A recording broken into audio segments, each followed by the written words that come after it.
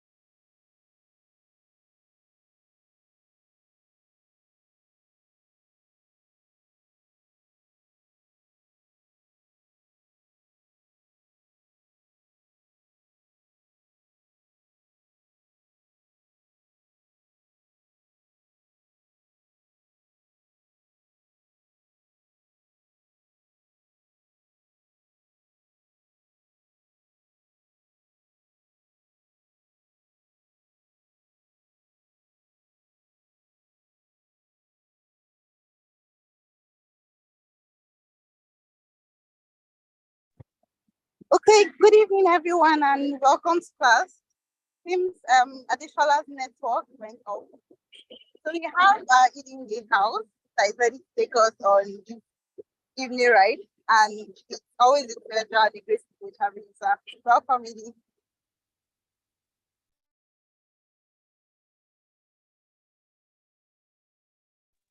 Good day. It's a pleasure to be here, Charlie. And I think Adishola was having. Welcome back. Adishola, your network is really breaking. Okay. Charlie, can you hear me clearly?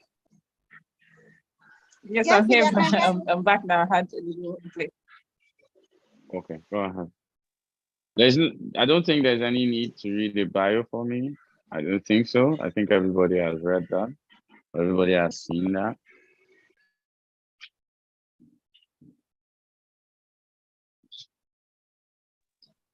Okay, sir.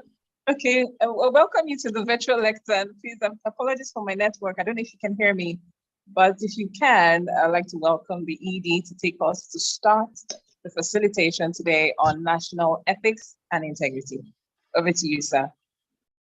Thank you very much.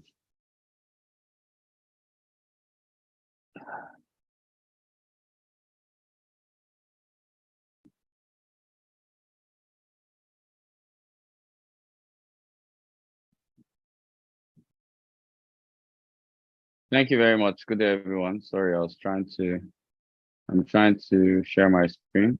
Give me a second.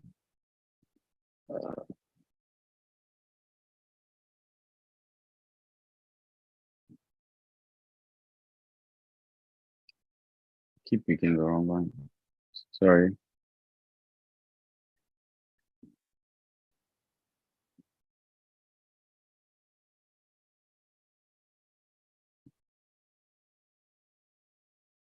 Sorry, everyone. Just a second. So good day, everyone.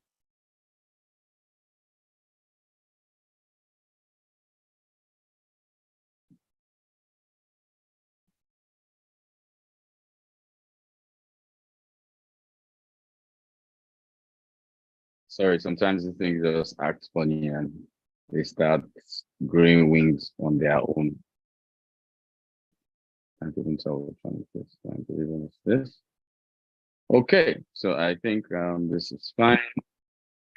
Good day, everyone, and I hope everybody can see and hear me clearly. If you can, you could just nod with a sign that you can. So, good day, short court. It's a pleasure to have you all here.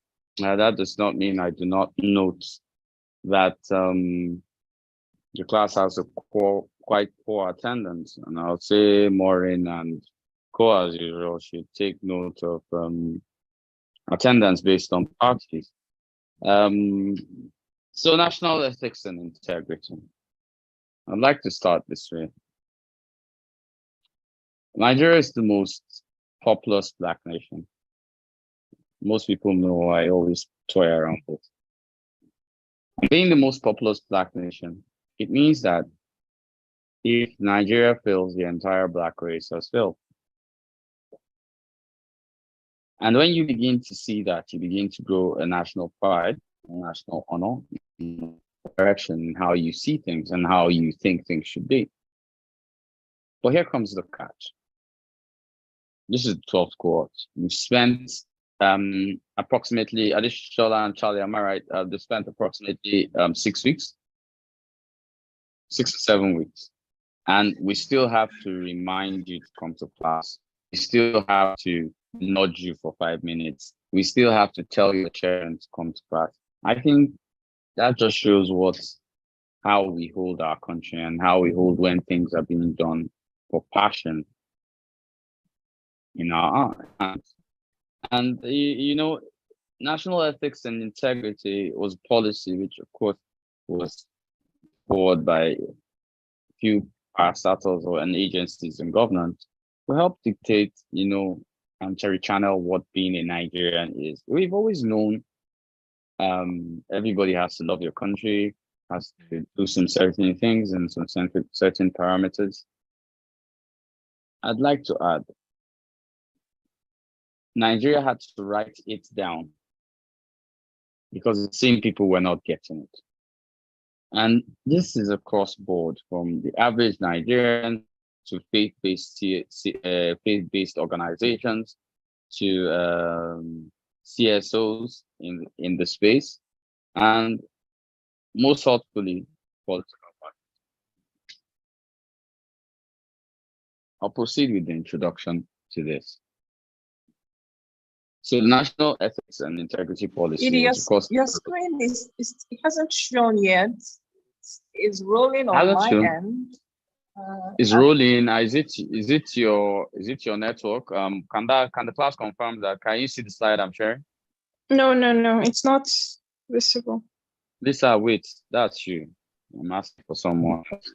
So, is there someone? I'm asking whether someone else can see it.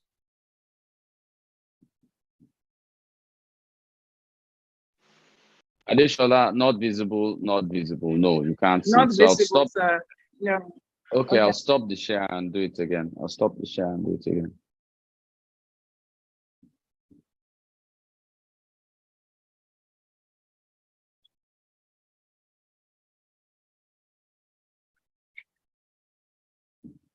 So I'll try to do that right now. These captions are getting in my way.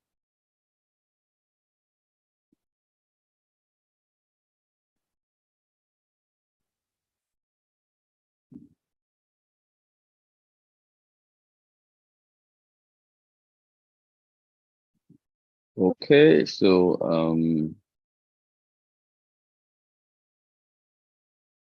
and you see the screen,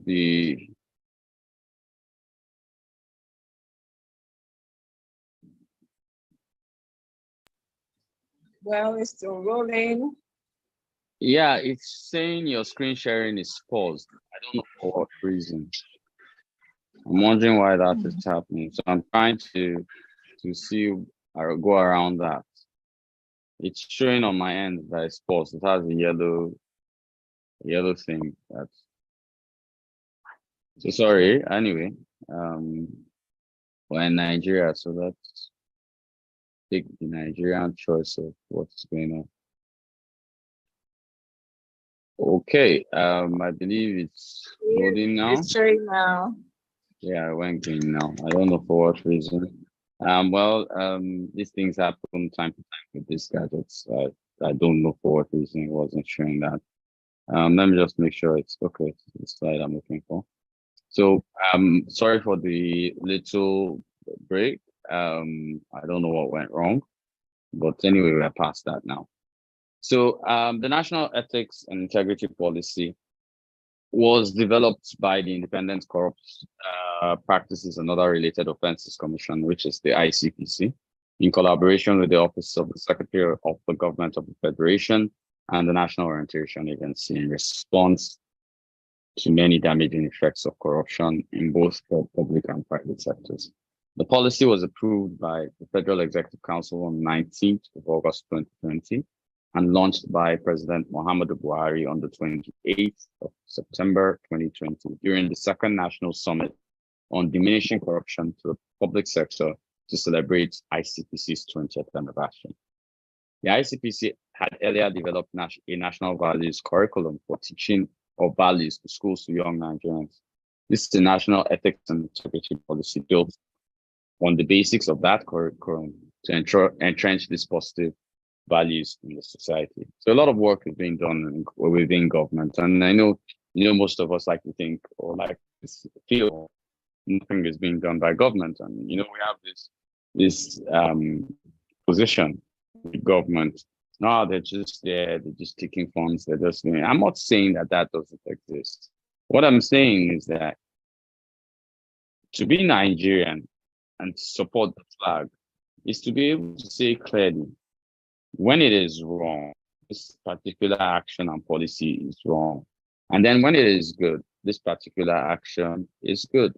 But our usual activist nature, when people even correct us, whether it's over something simple within a Zoom class, everybody wants to jitter or throw in a laugh or throw in something That's disrespectful. You know, just to show that they have their own control of power. That's not control of power. Real control of power as is what we in Nigeria deem weakness. And in that weakness, what we call weakness is really power. So the ability to control yourself, not to say words at times, or to not jump subordinates as regards Funke now, maybe doing thumbs up, and maybe I don't like Funke doing the thumbs up. And I just, Funke, I didn't mean you should stop the thumbs up. I'm just giving an example. So if she's giving thumbs up and I don't like the thumbs up, I'll now say, Funke, I'll leave my class. Okay, you know I'm the ED. I don't like those thumbs up. Then I'll go back to the class, you know, trying to show power. I don't need to show power. I could have a conversation after the class. The thumbs up was kind of distracting people.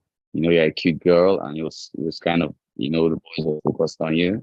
Okay, your head should not swell, and you're back to the conversation. So, being Nigerian, you know, you have to be able to understand what exercising that particular power is. You also need to understand what exactly is necessary.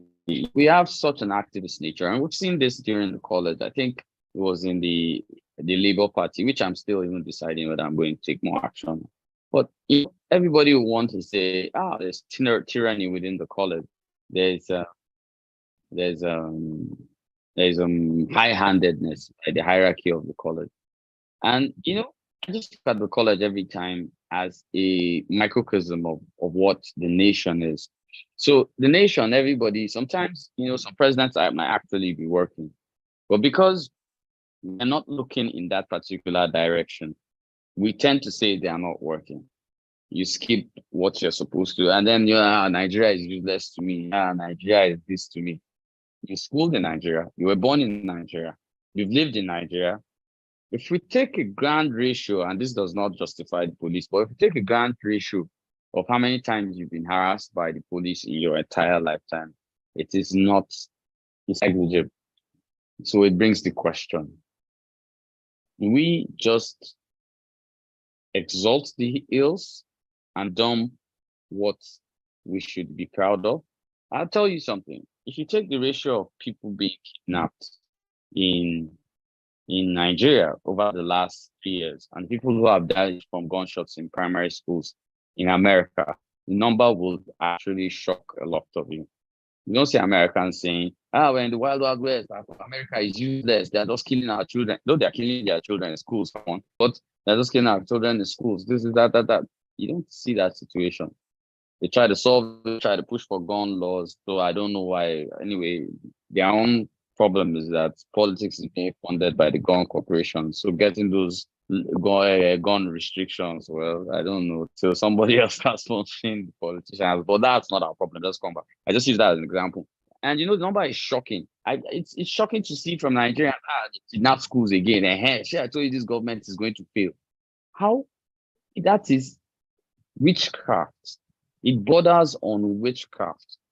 There's no other method of modern witchcraft that can exist. Wishing something bad happens so that the president you didn't vote for fails. How crazy are you? I'm serious. And you know, I'm of the belief we need to build a Yaba left in every capital city in Nigeria, because I think a lot of people need to be there. And most of them, I don't think they will be found at a workplace or whatever. I think they live on social media. I've had people call me. My name is clearly Adekunle Ibrahim. I've had people, some people kind of know I'm from Kwara State. But in elections, I've had people call me a slave, or what's the term, Afonja, or whatever. That's a derogatory term being used to talk about people from Kwara State. And, you know, I'm sure, I don't know whether they've called Umi that. Umi doesn't engage in political conversations that much. But I've been called that. And, you know, I've had to, you know, respond back with a joke. But it's not funny. I was at the BBC, I remember, when was it? And that was towards the end of the beginning of this year. And I was there, and the head of programs, you know, apparently Yoruba, well-exposed girl, and she was like, Kundila.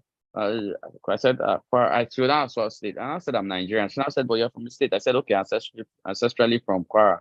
Now those slaves that betrayed us. And she just started a conversation. The truth is that if I wrote the BBC on what she said to me on the fact house, she would be sacked. But to her, it was common conversation. Or in Benue State, chief people cannot progress. Sorry, Doma people cannot progress. We are the chief, we are more. Or in Kogi State, Gala or nothing. Or separate states. And your point against this, it's very un-Nigerian. I've been known to say that until we walk out of the how does it even go? Then to walk out of the canoes of the canoe of ethnicity, we will never walk in the waters of diversity.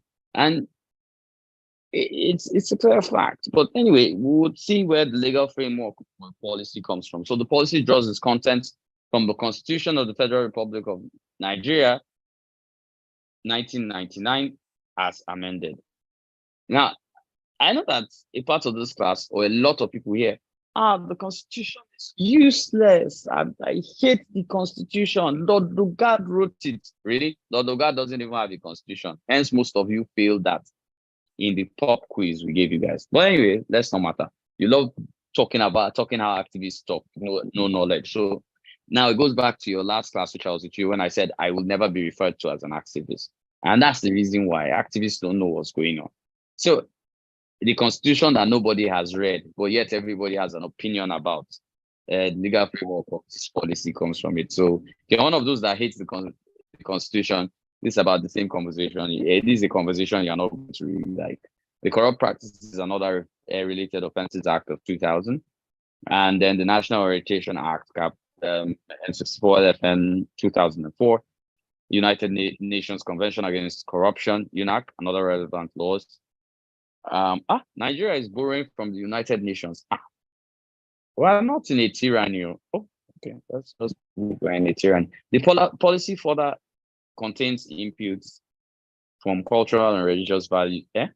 Traditions are still important, really, and I don't have to use a British accent and an American accent on radio like our OAPs. No, now I can't be Nigerian. I have to be Yankee now. I don't eat amala and egusi, as you people want to put it. Anyway, so contains cultural and religious inputs. Religious values. So religion matters. If you soon like this one, no offense. Values of people as well as codes of professional associations. Now, it is key to note that these documents are all available and they are massive documents. You should take your time to read it sometime. Don't follow the train, and maybe we might get to understand what being Nigerian can actually be. So the foundation is based on, first foundation is based on the 99 Constitution of the Federal Republic of Nigeria, as amended, contains prescriptions for national ethics. This is one of the components of Chapter 2. In Chapter 2, covers all the rights, basis of citizens. Okay, we haven't read it. Oh, I remember, Lord Lugard wrote the laws. Anyway, as Lord Lugard felt in 1999, he had probably died like 40 years after. Anyway, let's continue to have an activist conversation. So this is one of the components of Chapter 2, fundamental objectives and directive principles of state policy. This forms an assurance that ethical standards are critical to national life in all domains, and thus the basis for the design of a national ethics and integrity policy. We uphold the norms of the Constitution to be supreme value standards. Hence, the entire provisions of the Constitution are a reference point and guarantee for prescribing ethics in national life. We also consider the intent of the Constitution to be the basis for ethical concerns. It goes on and says, thus, ethics becomes integral to the way the country shall be guided, meaning everything remains constitutional. We have adopted things which we emotionally, but let me just explain this thing, get back to that. So in order to, the country shall be guided. In order to accomplish, according to the preamble to the Constitution, the purpose of promoting good government and the welfare of all persons in our country on the principles of freedom, equality, and justice. And for the purpose of consolidating unity of our people. So those people that think they want to leave Nigeria, I won't mention them. Those people that think they want to leave Nigeria is open to a discussion because it represents justice. But if you pick up arms against a constituted state, that is an act of treason. I would not justify anything. I understand the pains, but I would also say this clearly. Every tribe in Nigeria has been marginalized. No tribe has the monopoly of being marginalized in Nigeria. Every tribe at every point on every matter is being marginalized, whether it's from buying lands in Aba, or it's trying to build a religious institution in northern Nigeria, or it's trying to build a house in western Nigeria, and Omonile will tell you you do not belong there, you have to pay them, not you can't build your house, etc. At every point in Nigeria, every Nigerian is marginalized. People see it only from their own personal bias because they have truncated their thinking to thinking basically that Nigeria, their tribe is what they are first, and then a secondary name is Nigeria. No, you are Nigerian first. Nigeria is your surname. It shows where you are coming from. Your tribe is just your first name. All of Nigeria, all of us belong to that first name. So how you choose to interact is why the country is exactly where it is. So the National Ethics and Integrity Policy seeks to strengthen the national cohesion, meaning Nigeria is intentional about understanding its diversity, but yet interested in cohesiveness, social equity, and equality of purpose in the pursuit of basic freedoms. Now, everybody in Nigeria thinks, our freedoms are not guaranteed. Which social justice? My first question is, do you even know the law? If you don't know the law, you don't expect, if you and the policeman on the street do not know the law, how is the Constitution going to stand up and hit you people on the head and act? So for a country to thrive, it is clear that we must understand the fundamental basics of even being part of that country. You want to Japan, you will still use a Nigerian passport. Till they give you citizenship in Canada after spending 15 years, or you go to London. I will still tell you, when Brexit occurs, they will be eyeing you whether your job is safe or not. That's the truth. The country is your country, no matter how hard it is. And decide to sit down, with pigeons in the park. That pigeons that won't fly away because they're not used to Nigeria, that used to chase them. But eventually, you will always be seen as Nigerian. No offense. Like if you commit a crime in the UK or US, they will say Nigeria. If you are fighting for the UK or US or playing football, they will say British born Nigerian. British Nigerian. They will put the British first, or American Nigerian first. But when it's crime, it's Nigerian. So those three boys who have never lived in Nigeria in their entire lives, who decided to stab a policeman, I think sometime in 2000, I think it was pre-COVID, 2000, and stab the policeman on the street. British government came out and said Nigerian. Nigerian, but although we understand clearly that one of the requirements in the Constitution of you being a Nigerian is just your parents being Nigerian. But we also, as a country, would respect our sovereignty to the point and tell Britain that if to say is somebody boxing for you or playing football for you, you will not be so quick to call the person Nigerian. You call the person British or French or stands by the flag. But when it is a crime, it is Nigerian. So that also, let me be honest, it's also a way in which Britain and US tend to assimilate, but yet still protect their own integrity. Now, why don't we do that in Nigeria? So we all need to find out, these basic things or these basic laws or policies that are there to be able to enable cohesive action between our diverse cultures. I always say, if you've had Otong in Uyo, if you've had Brabusco in Bauchi, if you've had I'm trying to remember this soup in Adama, if you had Tuwon Shinkapa in Zaria, if you've had a black soup in Uromi, if you've been around the shores of this country, such a beautiful culture, such a beautiful land. Walk the plateaus of Mambila in Taraba. It's so beautiful. The weather of Jos also, I'm sure Charlie can tell us a lot about that. Kitikete with their lovely pounded yam and egusi, and very lovely topography in Ekiti and the Sunshine State. No, Ekiti is not the Sunshine State. I'm saying Ekiti and the Sunshine State, which is Ondo, or let me pronounce it properly, Ondo. Let me try to get that right. So these are the basic foundations, and I'm just going over things and touching things, so that this builds a general picture. So the scope of this policy takes into account the multicultural composition of Nigeria, captures diverse core values of multicultural and religious perspective. For example, diverse cultural context reflected through customary law, Sharia legal system. Oh, hey, you were wondering how the Sharia got into the law system in northern Nigeria. Well, there you have it. Common law system, substantive laws. Sharia actually came in a lot earlier than this, but I'm showing you the base. So substantive laws, as well as judgments and decisions of courts on those values, were taken into account because they are representative of the different cultural entities within the country. One of the funny things when I started partially living in southern Nigeria, and after living over 40 years in northern Nigeria, one of the things I didn't understand was, and this is no offense, I'm not yabbing anybody, I'm just trying to show different parameters. When I got to southern Nigeria, I found out they think that everybody who is in the north is Hausa, including Kogi, Kwara, Plateau, everybody is Hausa.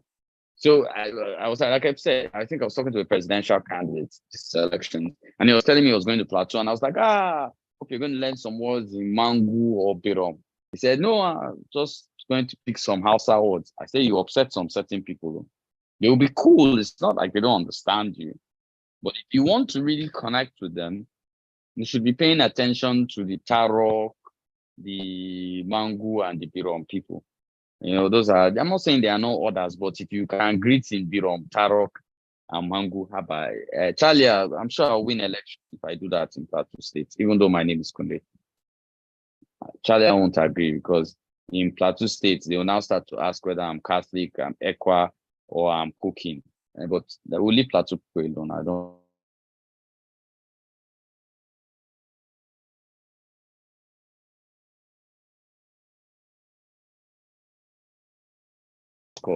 Values that impact social behavior on responsibility and accountability of leaders. Land ownership. In the year for Western Nigeria. Land ownership. Family and domestic relations, Western Nigeria. Vested and interstate rules. Property claims and distribution. Individual and community rights. Entitlement. Transactions and exchanges. Contract. Rights of the vulnerable, especially women and children. Persons with disability. Abuse of power. Majority of citizens appeal to these cultural and religious values in their daily interactions, aspirations, and conflicts. Thus, the principles of a national ethics integrity policy contains a synthesis of a consensus on core values that are collectively shared throughout the country. This is key. A synthesis of a consensus on core values that are collectively shared throughout the country. Core values are not Igbo people like money, or Yoruba people like Pepe, or Hausa people don't have sense. Those are not consensus agreements. That's what your tribe translates just to make a mockery of things. Core values are things that do, okay, I'll give you something. If I ask the class to bring out something that is average, that is caught every, and let's make this a little interesting. You guys in the chat box, you can write anything that you think everybody in Nigeria has. So think of one thing everybody writes, everybody has in Nigeria. Every tribe, one behavior every tribe in Nigeria has. I'd love to see what you guys have to write. I'm waiting on the chat box to see what you guys will put up. Greed. Beautiful women. I didn't eat. That is very true. I think in Africa, Nigeria has hospitality. Shane, you hit that on the head. Greed. Yeah, it's try and love Nigeria. Family oriented, hospitality. Thank you very much. Goodness. Communalism. Yeah, we love land. Dance. Tani Gideon. But being accommodating, Lukman, that's very, very true. That's where you go, okay, Lukman. We're all very accommodating. I think what we can say as Nigerians, thank you everyone for participating. I think what we can say as Nigerians is that if we're to think of the things that unite us, they're actually more than the things that separate us. I'll tell you something. I'm surprised nobody said party. Every part of Nigeria loves a good party. Weddings, naming ceremonies, we go all out. It's a Nigerian thing to go all out. We share that. Nigerians are very proud people. I think of all the African, and no offense to African countries, but I see how those ones stutter when they see a white guy. Nigerians don't really care. The guy that said beautiful women, trust me, I agree with you. I also think Nigeria has the most beautiful women on the continent. No, sorry. I'm sorry. I'll correct myself. Ethiopia has the most beautiful women on the continent. Nigeria averagely on the continent should be number 2. I will not agree to that. I agree to that conversation. I'm not part Ethiopian. I'm just I don't worry. Let's not discuss that. So if I wrote myself, so partying is something Nigerians have. Nigerians are also very family oriented. That I must say. We're also very communal. We live a communal life. We used to, like, I remember growing up. In my time, if a primary school student was not jumped over the school fence or went out to the school gate, an adult will approach you. What are you doing outside your school? And if you were not in your school, what was going to happen was going to be, okay, you're not in your school. They would either take you back to the school. If you say you were going to the dispensary or something, they will take you there. Now, the new parents, new age parents, the social media parents, nobody can talk to their children. Their children are even allowed to play with a PSP and their teachers can't talk to them. That's not the Africa I was raised in. I remember when all of us wanted to start with, drinking a little alcohol, smoking cigarettes there. And you dodged every parent. It's not your parents alone you were dodging. I don't need to tell you what this new generation, I don't know, this is your alpha, which is like whatever they call themselves. They're not shy about anything. Anyway, let's go to the principles of the policy. So the policy obligates us Nigerians and everyone who resides within the border of Nigeria, who relates within the country in one form or the other, to commit and uphold the following core values of human dignity, voice and participation, patriotism, personal responsibility, integrity, national unity, and professionalism. The violation of any of these principles is actionable by the relevant government agencies at both federal and state levels. The principles of this policy are to be interpreted in line with the provisions of federal law and regulation, the Nigerian Constitution, standing rules and codes of conduct of professional bodies, and statutory rules guiding public and private institutions. Now, the policy was developed with a view to help and restore and revitalize public and private sectors while enhancing values and integrity and tackling corruption in the larger Nigerian society.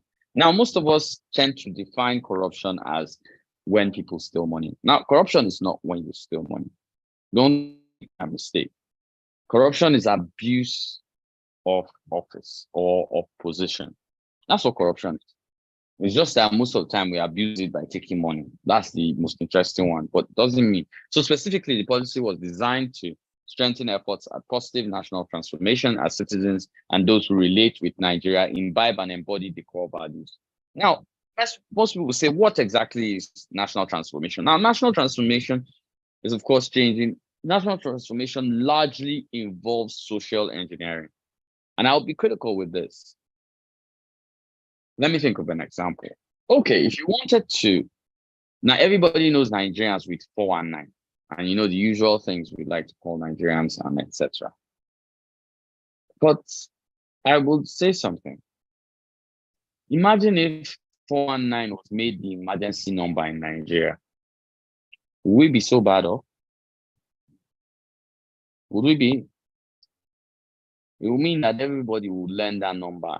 If I ask you, okay, without Google, anyway, this is an integrity class, so if you like, Google it. What's Nigeria's emergency number, class? Well, no, just a quiz. Let's get interested. What's Nigeria's emergency number? The fact that it's taking quite a long time means that you guys are checking it.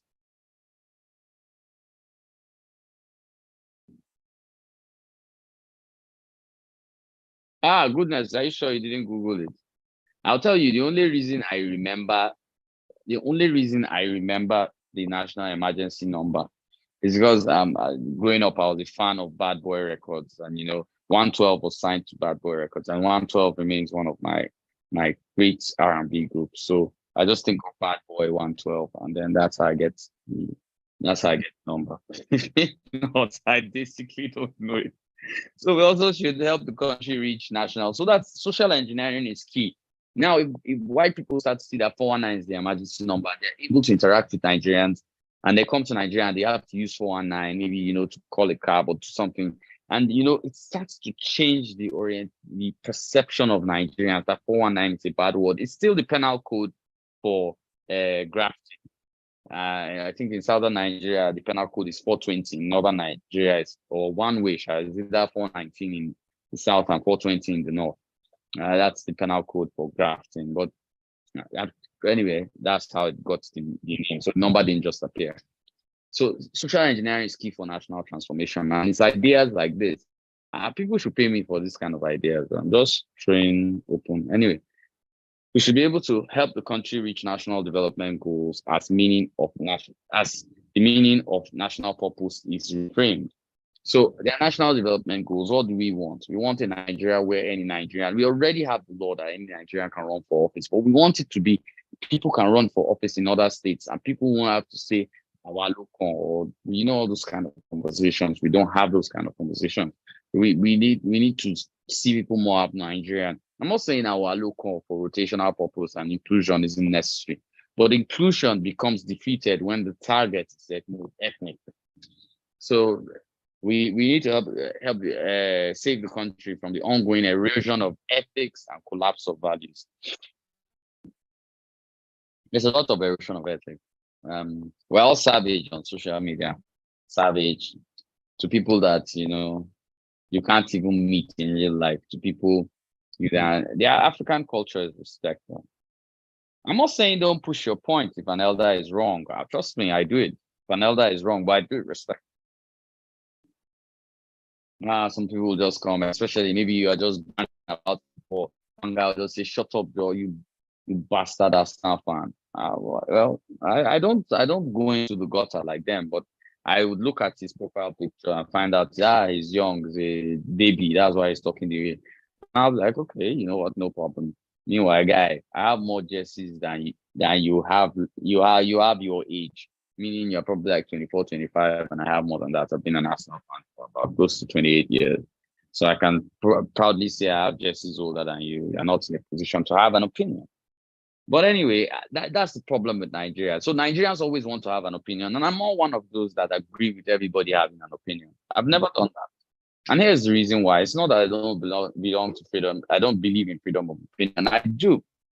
But freedom of opinion is only expressed, and it's not purposeful stupidity when you have a particular knowledge on the issue. So I can't say that because I understand quite a few things. I can enter a room where a cesarean operation is being performed, and me and my mechanic will be advising the doctor on where to cut and where not to cut. I can't do that now. But you guys do with politics and governance just because some people have attended a particular organization that told them they are politically smart. They've come to the electoral college to show how touchy they could be, and they feel their opinions are prevalent. And I asked everybody a question. They are saying, this is high-handed. This party was not. And I asked them, have you conducted the primaries before? No. Have you been part of the primaries? No. Then why do you have an opinion? Because it's democratic for you to have an opinion? No, now. You have an opinion when you have a prior knowledge about a particular position or a particular subject. You don't just have an opinion because you have freedom of opinions. That's why we are caught up in a lot of hot takes, especially like Mubad, hot takes. This one killed this one. This one, we have FBI, CIA, everybody. They've left America. They are now on social media in Nigeria, and they are Nigerians saying different things of what happened and what did not happen. Even as regards the 2023 elections, people have relevant information, of which somebody will tell you that participated in monitoring, or somebody in INEC will tell you this didn't happen this way. No, what are you saying? It was rigged. It was this. That. African elections are always rigged. Wake up. In short, elections are always rigged everywhere in the world. What you do is try to minimize the rigging to a terminal level, to a level where it's almost dead. There's always a rig somewhere, whether it's using social media, whatever. There's always a rig somewhere. But you want to have an opinion, meanwhile you don't know the Electoral Act, you don't know the number, you don't know which political parties even fully participated apart from the one you are supporting. You can't name 3 others. What do you have an opinion for? And people say, Kune, you're high-handed. I said, no, I'm not high-handed. I'm just not ready to have uneducated or uninformed discussions. It's like 2 crabs hitting each other on the head. Just going to hear a loud sound of shells, nothing else. Well, how do you want me to engage with someone that doesn't understand totally what we're talking about? And therein lies my problem. But again, Kunde is high-handed and he's a tyrant, thanks to the 12th cohort. So I'd like to be a tyrant and high-handed. So as we're going on, encourage citizens to put Nigeria above all else. Wow. Encourage citizens to put Nigeria above all else. I think it's very Nigerian to put yourself above all else. It's hard to carry a country. I always tell people, the most marginalized tribe in Nigeria are Nigerians, the guys who truly love this country. Because they are hated here, they are hated there. Nobody's opinion suits what they're thinking about because they love the country. And everybody tends to see their bias. So shut up. What are you saying? We'll do it like you. So it will help diminish the need for corruption as a survival strategy and enhance the survival of the weak while controlling the power of the strong. If we understood this statement, if 1 million Nigerians understood this statement, Nigeria would be the most powerful country in the world. If 1 million Nigerians, no, 1 million is too much. If 200,000 Nigerians understood that statement, Nigeria would be the most powerful country in the world. 5.4% of the world's entire natural resources are vested in Nigeria. Nigeria is diverse cuisine, diverse people, over 250 ethnic groups, over 928,000 square meters of land, which are all agrarian at all levels, except in a very, very few hotspots, blessed with bodies of water. Have you guys ever asked yourself, in how many countries in the world do they have a confluence? You have one here. The Kogi people don't think much of it. They just want to fish a little bit, call up the marine spirits.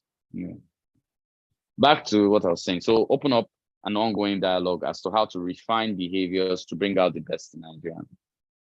Refine behaviors. Nigerians are confrontational naturally. Every Nigerian is competing, especially its constituted authority. So Nigerians want to say, your pastor, I talked him down. Your leader, I talked him down. Who is ED? I can abuse ED. Nothing will happen. Something will happen. You will never become ED. That's what will happen. You can't sit on a throne that you disrespect. No follower will follow you because they already know you don't respect that throne. But there's a lot to learn about Nigeria. People have different. So the basic values, which are human dignity, The policy recognizes that human beings have an inherent worth that must be respected and never violated. Now, this is on basis to citizens, but as citizens enjoy these rights, don't think that the government doesn't have these rights too. So in the position where we always think, I'm a citizen, I have my rights. Oh, you think people in government don't have their own rights? I loved what one actor did to one blogger who was accusing her of something, and she went there with police and said, "You want to talk? Well, talk, prove it." Defamation is a serious problem. In Nigeria, just that politician, man, he used to kill people every election. You kill one of his family. Were you there? For me, I feel more people should take it up. I love that actor, and I love Pastor Ibiomi of in Port Harcourt, who dealt with that noisy blogger. Try himself. You think because for me, I don't know why we don't exercise our laws. If to say we are taking this thing seriously in the beginning, Nigeria will be where people just go to social media and type anything. Charlie, I can just start saying, my handbag is more expensive than Adeshola's own. Adeshola will say, my shoe is more expensive than Lisa's own. Lisa will say, I don't mind all of them. And my makeup is Maybelline or is L'Oreal. You guys didn't think I knew those kind of things. He knows what's up. I'll play with him. So back, I'll say anyway, the competition generally. So of course, everybody must have a voice and participation. So voice refers to the right to express an opinion, which I've also said is there. But if your opinion is not backed by knowledge and influencing a decision, it means it can't influence a decision. So a voice has the right to express opinion, influence a decision, while participation is an act of taking part in an activity or event. The policy encourages people's right to voice and participation. It doesn't mean every standing on the road is voice and participation. I need to tell you this. Patriotism. Patriotism means love for one's country and the willingness to defend it. How many of you have defended Nigeria? How many? I'll tell you, I'm not a saint too. I've done my own mistakes before I became. But 2015, I was so angry that Nigerians voted in Buhari, and I didn't support Goodluck. I didn't think Goodluck was a good president, but I was so angry people voted in Buhari. I was mad. And then I was invited on radio in 2015, and it was a white guy. And he was that kind. I think it was my first time on, was it Fox News? I can't remember, one of them, Fox or ABC, one of them. And then the guy goes, okay, so the dictator has won the election. I was like, I will not tolerate any disrespect to the president of the Federal Republic of Nigeria. Whatever happened in the military has happened. We passed that time. We're in a democracy. I said, and in a ratio of execution of presidents, I think the tyranny is in America, who have executed quite a lot. We is just one now. They've been executing quite a while. So I don't tolerate such disrespect. And then when I said it, I was so proud of myself after that interview because I didn't allow it. And coming into even 2023, being interviewed international media, most of the time they want you to say something bad about my country. Yes, like every other country, I don't agree with some things going on, but that does not mean I should call my country rubbish. Like the way he said, you call Uganda money S money. I will show you what we do to whatever. That's if you've watched the Rise and Fall of Idi Amin. And you can't. So it's key. Willingness to defend. If you don't defend your country, you don't love it. The basis of love is defense. If you don't love something, you're not ready to defend it. If you don't defend something, you're not ready to love it. It doesn't go any other way. So it inspires a sense of belonging and nationhood. Loyalty, solidarity, national pride, respect, tolerance, and dedication. There are a lot of people that when we put out independence, listen, I'm not putting it up. I don't care. Jesus, so what? It's a rubbish country. So, go and meet the people with good countries. Leave us here. We want to work and fix our own. It's not perfect, but it's our own. When every family has a child, they don't want it's not everybody that gets a child that can win Pierre's baby of the year. Say it's Pierre's, but that baby lotion, yeah. Pierre's baby of the year. It's not everybody's child, but everybody is happy about their child. You know why? It is your own, and you will love it. It's not whether the child is the finest child, or the child can even join Big Brother at age 2. That's not the point. So we must learn to love our own. This is your own. You have no other one. You don't have to listen to what I'm saying, but I'll tell you that if you live your life long enough and you get to age 70, age 80, you will regret the time you wasted in your youth that you couldn't alter, because you will suffer the decisions you have made now. And that's the truth.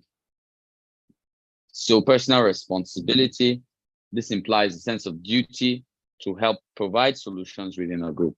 Nigerians are expected to display personal responsibility for this. Are you responsible? When it's time for class, are you in the court?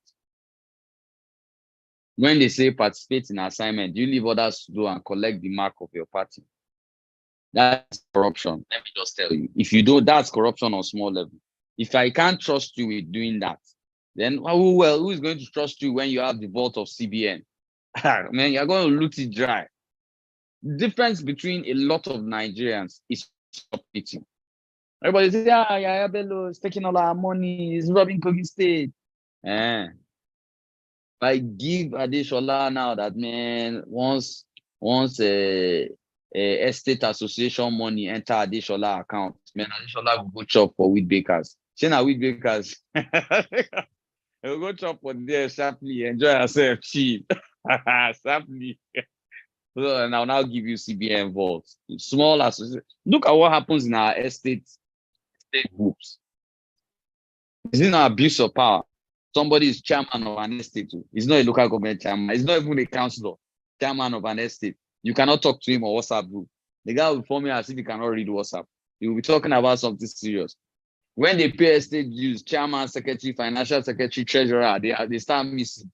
All of a sudden, they become drinking bodies. You see them, you say they are discussing estate matters. It's only them drinking IT pepper soup. They will not invite anybody else. So you need to be able to act with a little integrity. What is integrity? You've committed yourself to a cause. People are committing money to that cause. Pay attention. Respect the people within. You think you can talk to Maureen, you can talk to Lisa anyhow, you can talk to Adeshola because ED jokes, or you can talk to Charlie anyhow, or you can even talk to ED. I don't want to tell you ED is going rate for an hour. If I tell you ED is going rate for an hour, you will know that even this electoral college said, no fee pay me. Anyway, back to what I was saying. So, national unity. Now, national unity means having a sense of oneness as Nigeria as a nation, oneness of Nigeria as a nation, of belonging to a nation where all citizens are equal, regardless of tribe, origin, or political party. I need to extend this. It's not written there, but I'm going to extend it. Tribe, origin, or political party. Once you hear somebody is APC, you start carrying your nose. Once you hear somebody is PDP, it is. Once you hear somebody is Labour, disrespectful children. Are you people normal? All of you in Nigeria, are you normal? You are human beings. These are your brothers, your sisters, people that come from the same country with you. Yeah, we could differ on political ideas, but it doesn't mean we have to differ on the future of Nigeria. The way I like to see it is that we all love Nigeria. And as we all love Nigeria, we approach or give our love in different ways. Some of us buy Val gifts. Some of us don't buy Val gifts. But some of us will jump in front of a train for the woman. But some of us will buy Val gifts. It's just that these days, people prefer those that buy Val gifts because they want to show it on Instagram. For us that can jump in front of the train, there's no pause. That was a joke. But I'm just trying to relate how we love differently. So we all love differently regardless, and we should love professionalism. This refers to high standards expected from a person who is well trained in a particular job. It refers to commitment to excellence in service, adherence to established standards, and regulations related to a profession. I can tell you that Charlie, Lisa, Kunle, Adeshola, who else is here? Who else is here within the admin? Come, there are less than 20 in this class. Okay, Maureen, Yemisi, I think I can see that. We already have inbuilt timers. Even when you're not on the cohort. For people like me, Lisa and Charlie, we are there every day. Additionally, people rotate. Maureen too is there every day. The rest of you are rotational. This thing. Don't come and steal our shine. This one is for me. Lisa, is Lisa there? This one is for Lisa, Charlie, and Maureen. Lisa, are you there? Yes, I am reading. You are. So please don't be putting us and Adeshola in one WhatsApp group. We are the senior workers because every class, in short, once it's 15 to 5 on my watch, on a weekday, I'm jumping. And then no class today. I'm ready. So I imagine the life Lisa, Charlie, and Maureen have. They breathe, sleep, electoral college. This is not to negate the office. It's just that we are admins inside this WhatsApp group. Adeshola and Co. They are just normal WhatsApp group members. We are admin. So we can remove them anytime. So there should be a particular professionalism to how you act in things. There should be a direct thing. You should be known for something. You're committed to a class. Why don't you attend class? 5 o'clock. What's wrong? If we say it is 5 o'clock, Yuli Doche is going to announce he's coming back to his wife. Now, all of you be there on that Instagram live. All of you that are here, all of you be there with him. What do you exactly? So let me tell you something. Nigeria can only grow based on the things you choose to be professional about. And that's the honest truth. You can't say you're not professional about key to being a citizen, paying attention to laws, doing this, doing that. You don't want to have that, but you want to live in an American style Nigeria. That is your baby looting behavior showing. Because what else? If you are not a thief, how can you be asking for heaven? So in conclusion, the development of National Ethics and Integrity Policy by ICPC with its partners and its subsequent approval for implementation represents a significant milestone in Nigeria's quest for national rebirth that would introduce accountability and transparency in governance.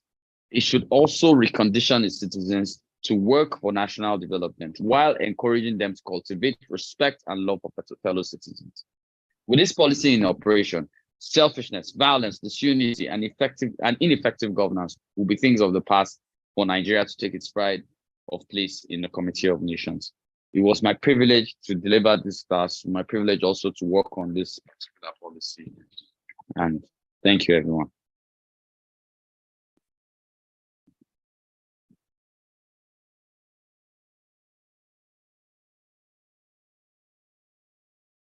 Good day, everyone. Am I still the only person here?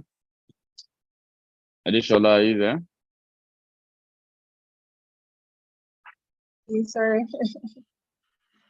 Okay. I want before we go to the questions, I want Maureen to take a random number of the people that are in the class right now. I'll juxtapose that with those that started the class. Can that be done, Lisa? Yes, please. Okay, thank you very much. So I hand over back to Lisa. Thank you very much, everyone. I'll hand over back to Adeshola. I'm sorry. Hey, I can't work for CNN. I'm handing over to the wrong person. Trying to do it easy. Okay, so Didima, maybe we should take the poll before the questions. No. She's just to take attendance. It's just the general attendance. That's all. All right. Okay. It's just for more to pay attention to that. Okay. All right. Thanks so much, Edie. I totally enjoyed this class. In fact, I had to quickly go and request for your slides and save it to study again because there's some. But I shared the policy too with the group. And I hope you guys take it. Okay. I shared the policy with the group. Everybody should look at it. If in your spare time, you could read it. Take some time to go over, but everybody could go over it. Yeah, awesome. Thank you. Great work. So now it's time to take questions. Some of these things that you have shared are things that are really important, right? That we should swallow, even though some may be very hard pills, but in the face of it, we need to come to terms with truth and make decisions that will better our lot as a nation. So do we have questions? I'd like to take questions because this has been a very rich conversation that we would like people to, yes, I have Atiba Aditi, Solomon. Let me ask you to unmute so that you can either ask your question or make an input. Over to you, sir. Yeah, good evening.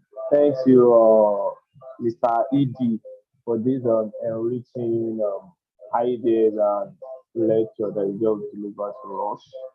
I just want to seek clarity on cessation because Section 40 of the Constitution. Wait, excuse me, Adetiba. There's something echoing here. I'm hearing two voices. I don't know whether it's just me, but I'm hearing two voices, and it's hard to. So you either speak louder, and like I'll be able to hear you. I'm hearing two. There's the radio on or a TV on or something, and I'm hearing two. Is it Dana? Can you hear me, sir? Yeah, I can hear you now, but just speak clearly. Don't drop the voice. Okay. Thank you for the class. I really appreciate. I just want to seek clarity on this issue of cessation. That is Section 40 of the Constitution talks about right. The issue of what? The issue of what? Cessation. I can't hear you. Cessation. Those talking about that they are being marginalized. Like, you said what? As it to secede. Okay, secession. Yes. Right of secession. Oh. Yes. Okay, continue. So on that, Section 40 of the Constitution is talking about right to freedom of association, this and that. Yes. Is there any similarity between the two? Because our 1999 Constitution as amended, I think it gives room for that to demand for these. Two is this, the amalgamation of 1914 by Lord Lugard, which talks about bringing, let's say, national unity. That is bringing all the the regions together as one. The document elapsed in 2014, which makes it 100 years of the agreement.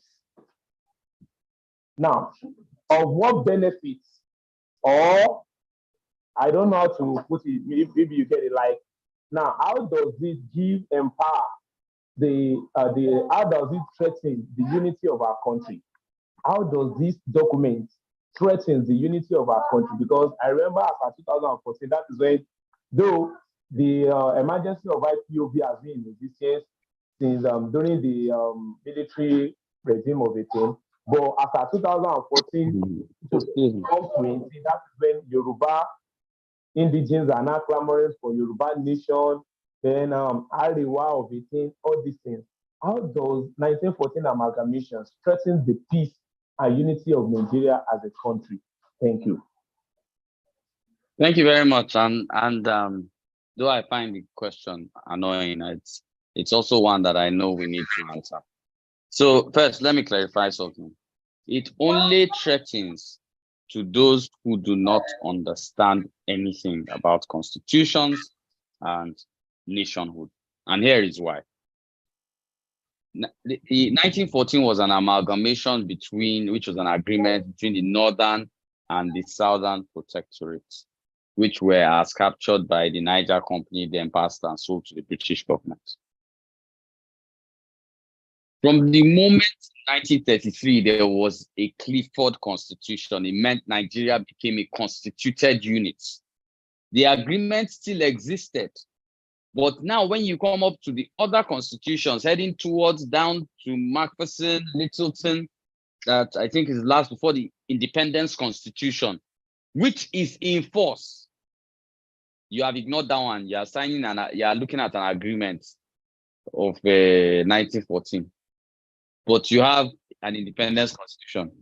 You have a declaration that Nigeria has become a republic in 1963, thereby making the Queen no longer head of government. And you are talking about in 1914 joining of a northern and southern protectorate.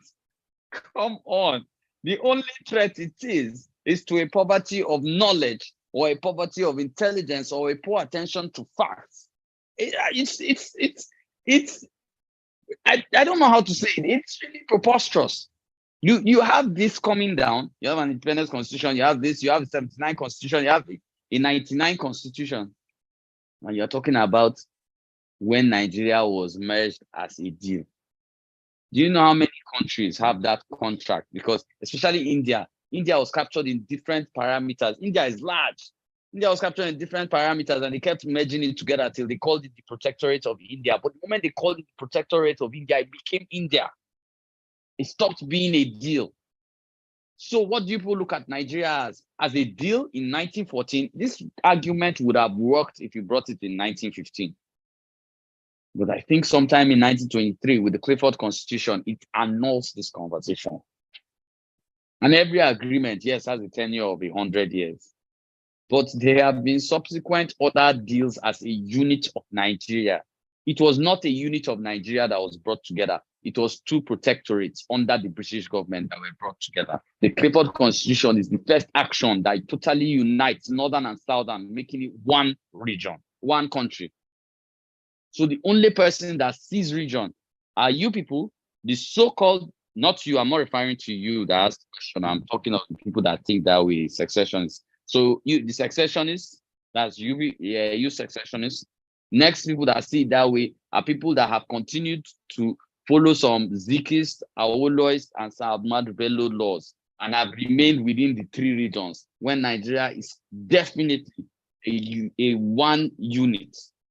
I have a very common saying, which I use always. 774 plus 36 equals 1.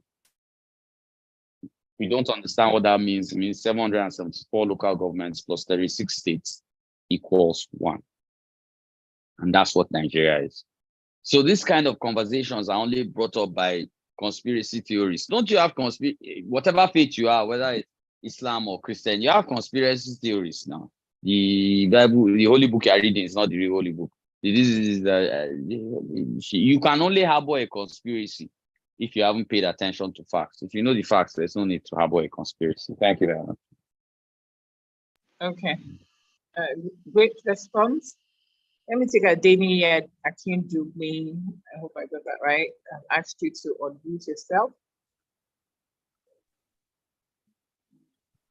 Yeah, hi, good afternoon. And thank you very much, Edie, for that enlightening discussion on this policy.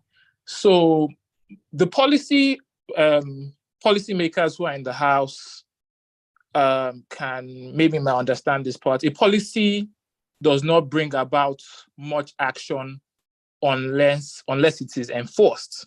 Now, with this, looking at the ICPC website, which I'm actually looking at and which we read from there, it says the Independent Corrupt Practices and Other Related Offences Commission or other law enforcement agencies can sanction or prosecute anyone who goes against the principles and values in this national ethics and integrity policy or fails to implement its directives. The policy can also be used by anyone to seek justice. So the question I'm driving at is that maybe, are there any examples that anyone knows here or even ED knows here where the ICPC or other law enforcement agencies have sanctioned or prosecuted anyone, individuals, people in power, based on flouting this policy? That's my question. Thank you very much, Adeni. Well, like you know, Nigerians, I always quickly always add whenever I talk. Even though policies exist, still they are disseminated into the skulls of Nigerians. They are just papers. It's not going to stand up and hit anybody on the head. Now, I must critically say at this point that I and I worked on this, and I was very proud to have done work on this. I wouldn't say I'm very clear with where it was used. I know we tried to inculcate in the 2023, but everybody got lost in 2023 elections, because when it came up in 2020, by the time propagation of it started in 2021, I'm aware it was of 2023, preceding the elections. This policy was shared with faith-based organizations, and that will mean churches and mosques. And imams were orientated. I was part of that. Training, and CSOs have been brought together. I was also part of that training. It is going to be a long walk to freedom. You right now are part of the training. The reason why this course exists in the Electoral College is because ED was part of it. So that is why it exists. And ED is trying to ensure that, you guys are even getting something firsthand, that if it were to trickle down, would have maybe taken you 4 or 5 years. So we were not saying that ignorance of the law is permissible. That's not what we're saying. But a particular amount of orientation has to go into the game. And this is one of channels of orientation.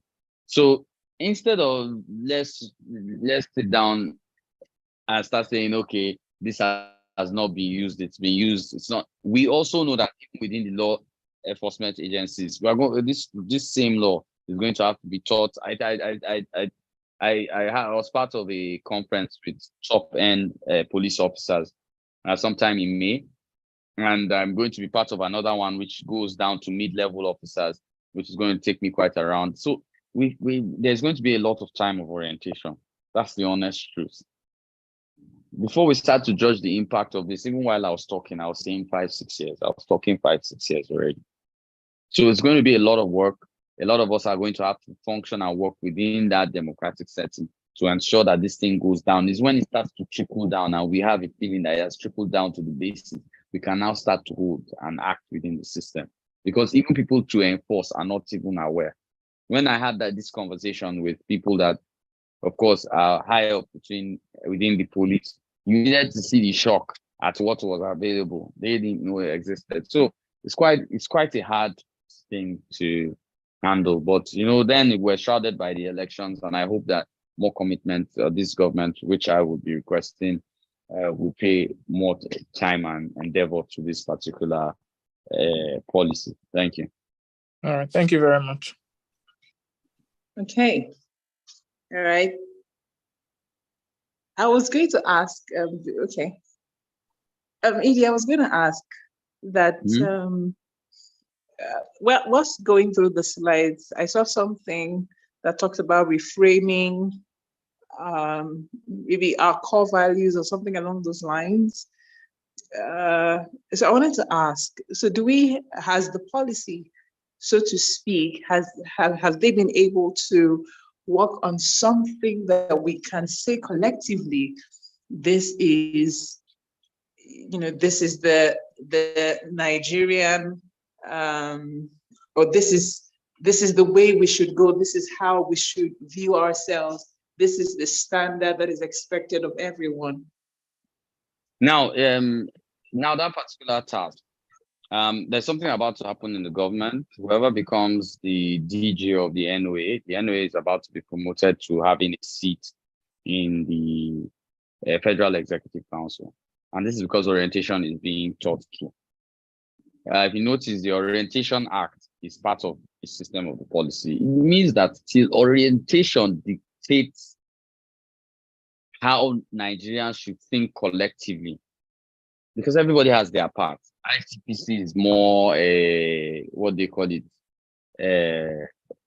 enforcement, but NOA is idea.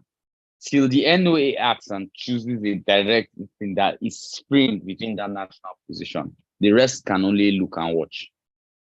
So the onus on that particular conversation is on the National Orientation Agency. Sorry. Okay, that makes sense. All right. Do we have any further questions? So I see something, localizing the policy for people, but the NOA is not helping. Okay, good. Do we have any other questions or comments, inputs?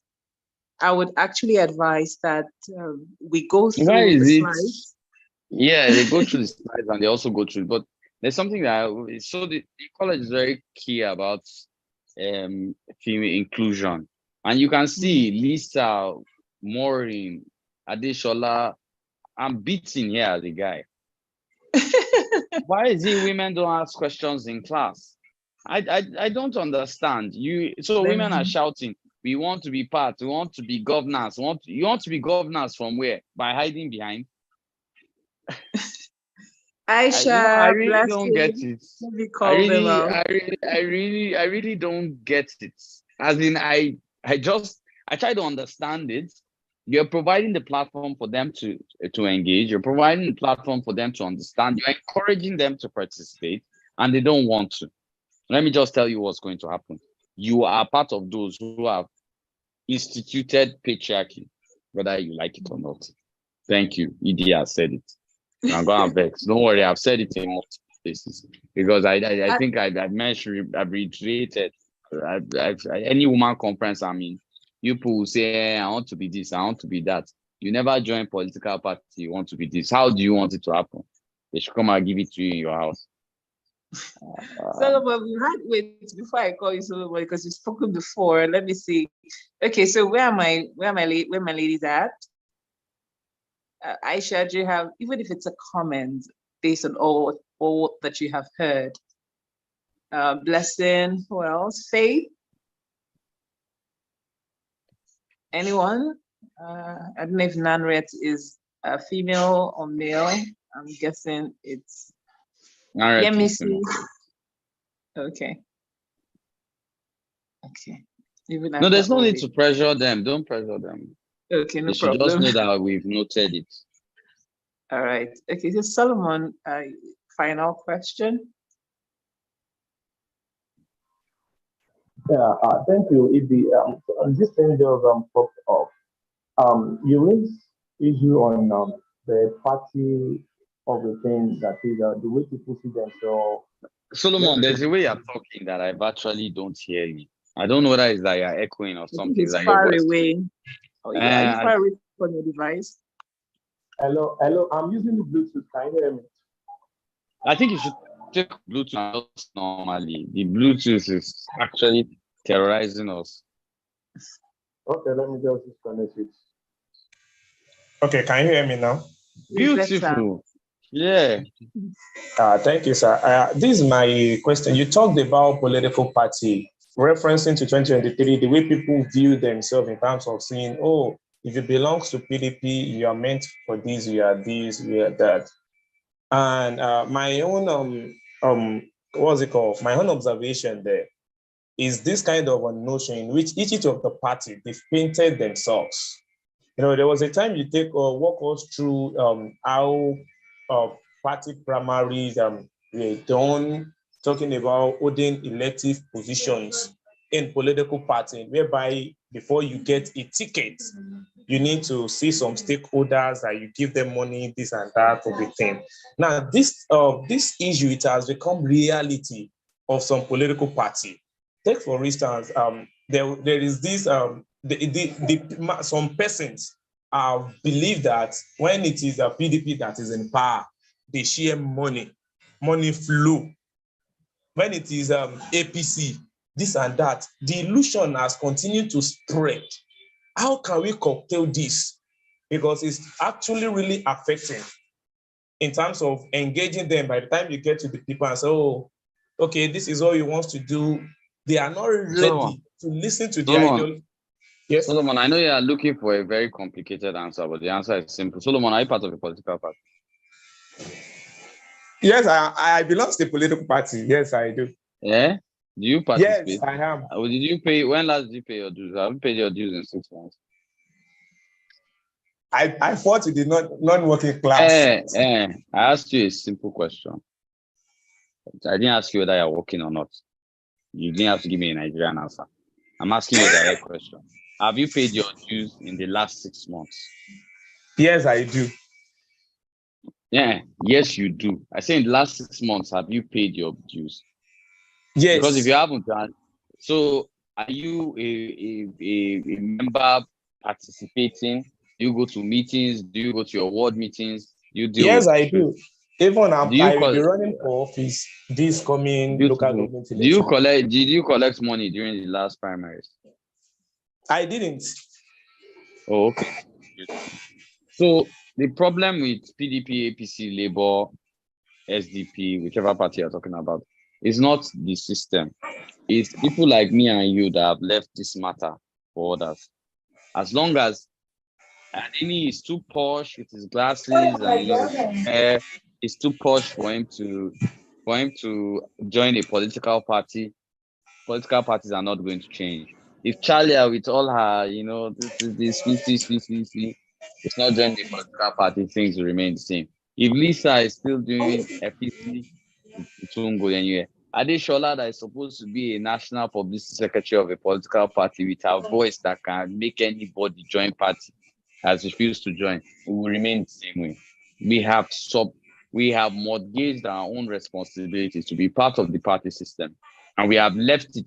You've seen party delegates now, bros. Well, they are Delegates they get 2022.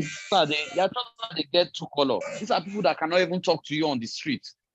But once it comes to party, they dictate who rules, who leads. How long must they allow this continue? You guys don't want to do party work. You are too posh. Yet you are complaining. You can't. It's not going to work. So till people like us join political parties, me, you, all of us, it's not going to change, Solomon. It's not the party that is the problem. It's the quality of the people that we allow make decisions for us. There's no problem with any party. Yeah, thank you. And another thing, I just want to compliment that. I think until when all of us we are ready to take responsibility, that is when we will get it right in this. Yes, That's when we will get it right. I want to Because lead it. And good luck with your political ambition. Thank you, sir. All right. Thank you so much, Mr. Solomon. Okay, and that's the end of, I would like to say that that's the end of the questions. Since we have no further questions, I'll hand over to DED if she has any announcements for the cohort. But thank you, everyone. It's been a fantastic evening, and the session was actually very insightful. Over to you, DED. Thank you, ED. Thank you very much, and it's always a pleasure, Adeshola, to take this class. The cohorts, there will be announcements coming on participation. I expect tomorrow's classes to be better than today. I'm not particularly happy with the 12th cohort based on some actions I've noticed. I will be taking very stringent measures which effect from tomorrow. And these reasons are because I expect more. Too much is given, at least a particular level of responsibility is demanded. So thank you, everyone. Have a lovely evening and life further.